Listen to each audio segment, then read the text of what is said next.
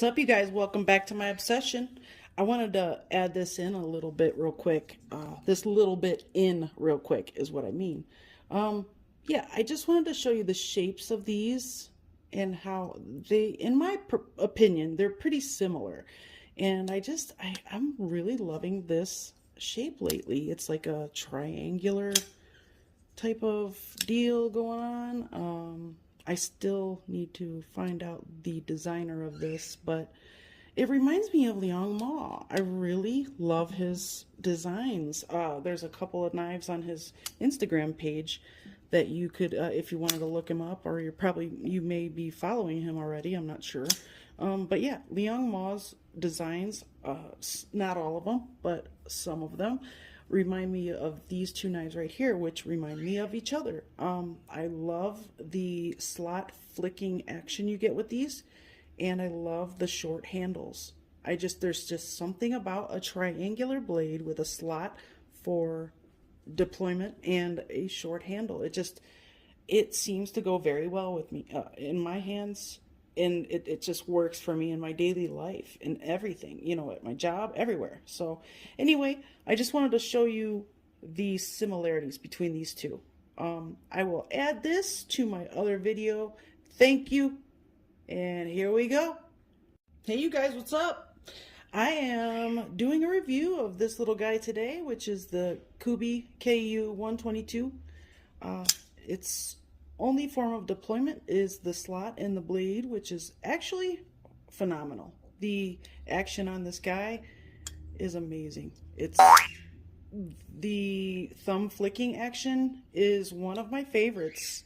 And I only have one Spyderco that I can finger flick, and that's the Mannix. And I just got that, so I'm still, I love the Mannix, don't get me wrong. I'm just getting used to it still. It's a lot larger than this knife, so it's a big difference.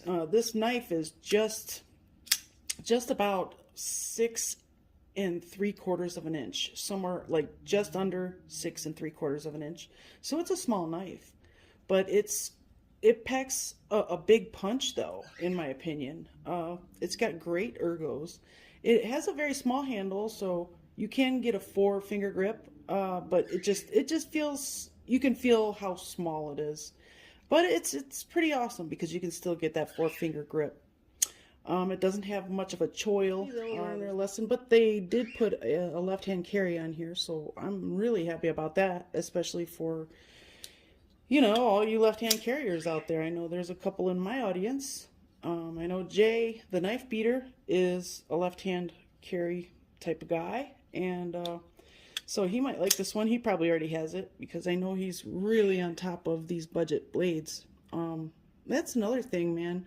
For a budget blade, I feel like the quality I'm getting from Civivi right now it's awesome. It's out of this world. I mean, just to show you, I'm going to show you my Wolverine again because it's one of my favorite knives of all time right now. And just I was noticing something because I never took this knife apart, but what I had thought they did with these scales was they hollowed them out, especially because of, you can hear that sound. It sounds hollow, right?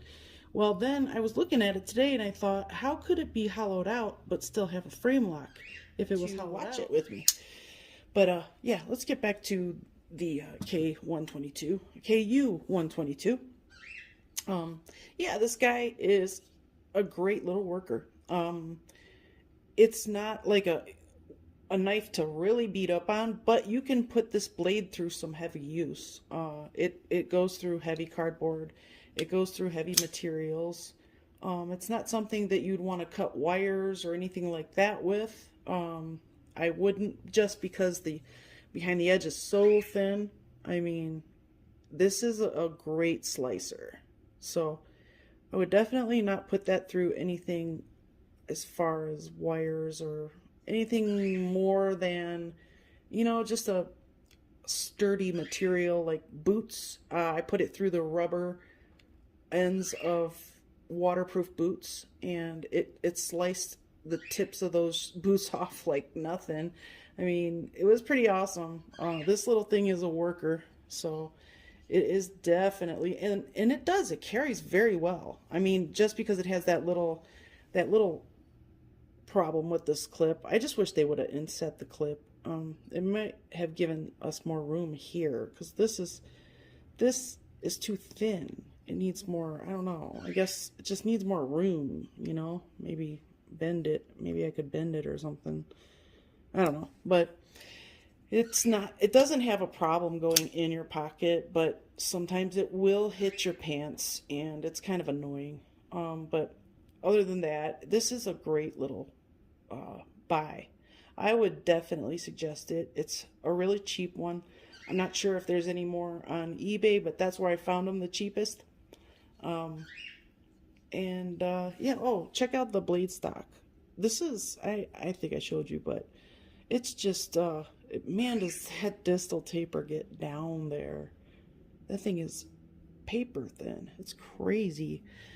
But yeah, let me just compare it with this Wolverine.